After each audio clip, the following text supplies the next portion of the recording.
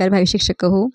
येत्या TETसाठी आपण मराठी भाषा सरावासाठी या मागील स्पर्धा परीक्षांमध्ये झालेल्या क्वेश्चन पेपर सोडवून घेत आहोत. तर पहा प्रश्न कसा आहे. राज्यशास्त्र विषयक विवेचन करणारा मराठी गद्यातील पहिला ग्रंथ कोणता? आणि याचे योग्य उत्तर आहे तो गद्य ग्रंथ आहे आज्ञापत्र. आज्ञापत्र जी रामचंद्र अमात्याने लिहिलेली होती. त्यानंतरचा प्रश्न आहे. नवसे सायासे पुत्र होती तरी का करणे लागे पती, हा कोणाचा अभंग? आणि हा अभंग होता संत एकनाथ महाराजांचा. तर आपण पहा पहिला जो आपण प्रश्न अभ्यासला यामध्ये जो मुकुंदराज आहेत त्याने विवेक सिंधू हा पहिला गद्य ग्रंथ लिहिला आहे. तर ज्ञानेश्वरी लिहिली आहे. लीळाचरित्र माहिमभट्टांनी लिहिले आहे आणि ह्या लीळाचरित्रामध्ये श्री चक्रधर स्वामींच्या आठवणींचा समावेश आहे जो माहिमभट्टांनी त्यामध्ये केलेला आहे.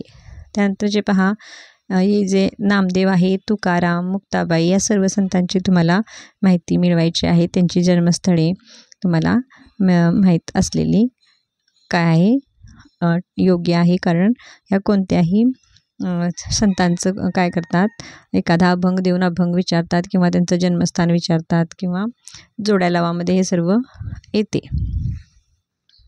नेक्स्ट पहा उद्धव गीता टिमटिम यांनी लिहिली आणि याचे योग्य उत्तर आहे भास्कर भट्ट बोरीकर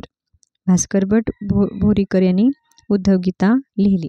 त्याचबरोबर इतरही पर्याय पहा. महदंबा यांना अर्धकवयित्री म्हणून ओळखले जाते. लोकमान्य टिळक यांनी गीता रहस्य लिहिले. माहिमभट यांनी लीळाचरित्र लिहिले. मराठी साहित्यात देशीवादाचा पुरस्कार कोणी केला? तर या ठिकाणी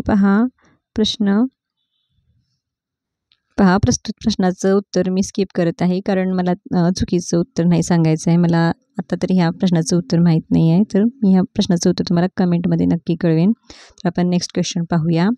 दलित साहित्याला आंबेडकरी साहित्य असे कोणी म्हटले? आणि याचं योग्य उत्तर आहे गंगाधर पानतावणे. तर आपण यातील मागील प्रश्नाचे जे पर्याय आहेत यातील पाहिजे तर तुम्हाला यांचे मी साहित्य इथं सांगू शकते. तर आचार्य अत्रे पहा म्हणजेच प्रल्हाद केशव अत्रे उर्फ केशव कुमार. त्यांचं टोपण नाव काय आहे? केशव कुमार उर्फ आचार्य अत्रे. यांना विडंबन काव्याचे जनक म्हणून ओळखले जाते. त्यांचे काव्य म्हणजे झेंडूची फुले हे विडंबन काव्य त्यांनी लिहिलेले आहे. त्यानंतर नाटक साष्टांग नमस्कार, घराबाहेर, ब्रह्माचा भोपळा, लग्नाची बेडी, उद्याचा संसार, जग काय म्हणेल, तो मी नव्हेच. नेक्स्ट बुवा तिथे बाया, डॉक्टर मी मंत्री झालो, प्रीती संगम, मोरूची मावशी आणि विनोदी लेखन आहे ब्रँडीची बाटली. अशा प्रकारे आचार्य अत्रेंचं काय आहे साहित्य आहे. त्यानंतर आपण पाहूया नेक्स्ट पर्याय नारायण सीताराम फडके म्हणजे नाशी फडके होता. तर त्यांचं साहित्य पाहूया.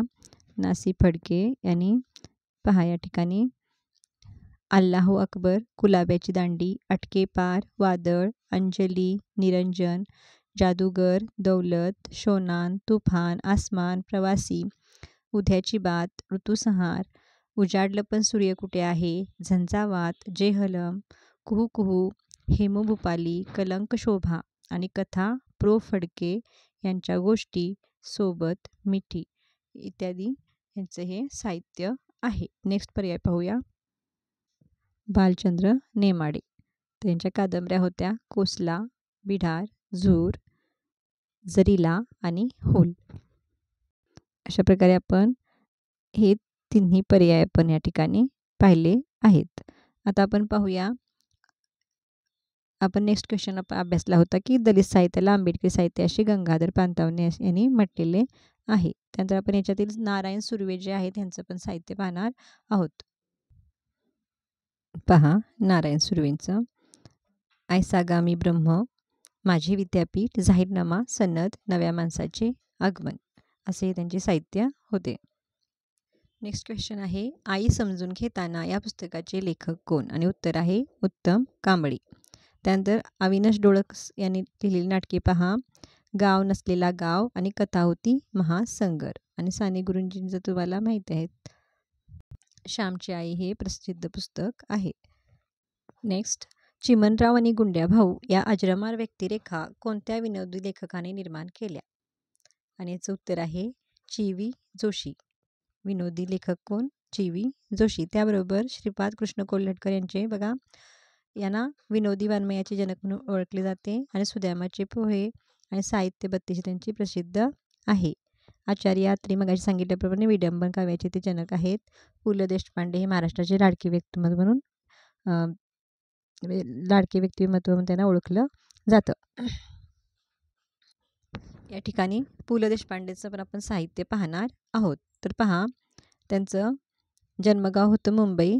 नाटक अंमलदार, सुंदर मी होणार, तुझे आहे तुझपाशी, 3 पैशाचा तमाशा, ती फुलराणी, एक पात्री नाटक, बटाट्याची चाळ, वाऱ्यावरची वरात, आसामी आसामी, विनोदी लेखन, खोगीर भरती, नसती उठा ठेव, बटाट्याची चाळ, हसवणूक, गोळाबेरीज, मराठी वाङ्मयाचा इतिहास, प्रवास वर्णने कोणकोणती बघा, अपूर्वाई, पूर्वरंग, जावे त्यांच्या देशा, बालवाङ्मय आणि बालनाटके होती गोकुळ, वय मोठं आणि खोटम. वय मोठं खोटम अशा प्रकारे पु ल देशपांडेंचं काय होतं, साहित्य होत आहे. आपल्या जे प्रश्नाचं उत्तर होतं चि.वी. जोशी यांचं आणखीन आपण साहित्य पाहूयात. तर पहा, या ठिकाणी विनोदी लेखन, एरंडाचे गुऱ्हाळ, वायफळाचा मळा, चिमणरावांचे चराट, स्टेशन मास्तर, रहाट गाडगे, चौथे चिमणराव, आणखी चिमणराव, ओसाडवाडीचे दिवे आणि गुंड्या भाऊ. तसेच पर्याय नंबर 1 जो होता श्रीपाद कृष्ण कोल्हटकर, त्यांचे हे साहित्याची माहिती पाहूयात.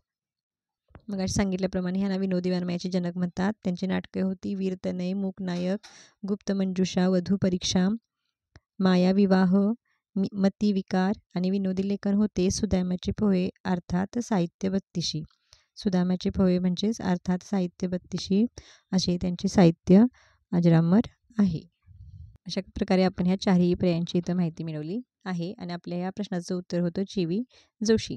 आता नेक्स्ट क्वेश्चन पाहूयात. भाषा. भाषा ही टिमटिम संपत्ती आहे. तर भाषा ही अर्जित संपत्ती आहे. पर्याय क्रमांक 1 ह्याचे योग्य उत्तर आहे. नेक्स्ट आहे भाषिक संदेशनाच्या दृष्टीने टिमटिम हे महत्त्वाचे असते. तर याचं उत्तर आहे वाक्य. व्यंग्यार्थ निर्माण करणारी शक्ती कोणती? व्यंग्यार्थ निर्माण करणारी शक्ती कोणती? आणि याचे योग्य उत्तर आहे व्यंजना. पहा, मराठी भाषेतील शब्दशक्ती 3 आहेत, आमिधा, व्यंजना आणि लक्षणा. तर आपण आमिधा म्हणजे काय पाहूया. शब्दावरून सरळ व रूढ अर्थ समजतो किंवा शब्दशः अर्थ व्यक्त करण्याची जी शब्दातली शक्ती असते तिलाच आमिधा म्हणतात. उदाहरणार्थ साप म्हटलं तर आपल्यासमोर एक आकृती येते किंवा एक सरपटणारा प्राणी आपल्या लगेच लक्षात येते. दुसरी शक्ती आहे व्यंजना. शब्दाच्या मूळ अर्थाला बाधा न आणता दुसरा अर्थ व्यक्त करण्याची शब्दाची जी शक्ती आहे तिला म्हणतात व्यंजना. उदाहरणार्थ माझी जाण्याची वेळ झालेली आहे. नंतर आहे लक्षणा. शब्दाच्या मूळ अर्थाला बाधा येत असेल तर त्याला जुळेलसा दुसरा अर्थ घेण्याच्या शब्दाच्या शक्तीस लक्षणा असे म्हणतात. उदाहरणार्थ जेवणाची पत्रावळी वाढून झाल्यावर म्हणतात चला पत्रावळीवर बसूया. अशा प्रकारे ह्या शब्दशक्ती आमिधा, व्यंजना आणि लक्षणा ह्या आहेत आणि त्यांची उदाहरणे इथं आहेत. नेक्स्ट पहा,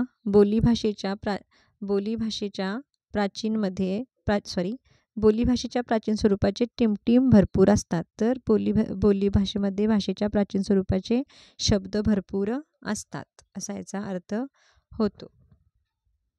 ह्या ठिकाणी क्वेश्चन होता तुरुंग हा शब्द टिमटिम ह्या भाषेतून मराठीत आला आहे. काय आहेत पर्याय? फारसी, फ्रेंच, उर्दू, पोर्तुगीज. तर या ठिकाणी पहा, या ठिकाणी मी जे शब्द दिलेले आहेत तर फारशीमधनं आलेले आहेत बघा. अत्तर, अब्रू, रवाना, पेशवा, पोशाख, सामना, हकीकत, सौदागर, कामगार, गुन्हेगार, फडणवीस.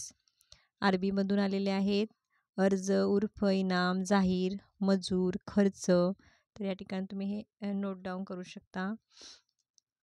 इंग्रजीमध्ये बघा, हिंदीमध्ये दिल बच्चा और भाई बात दाम करोड.